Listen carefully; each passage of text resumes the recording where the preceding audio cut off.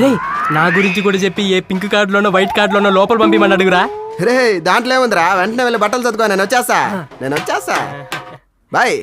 Makeup వేసుకో, టీవీలో బాగా కనిపించాలి. Okay okay.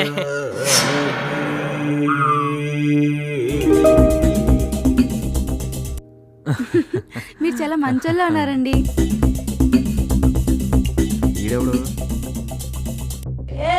అవునా? జాను. హే ఎవరు?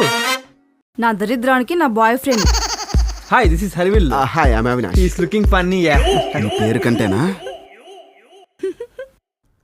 బై.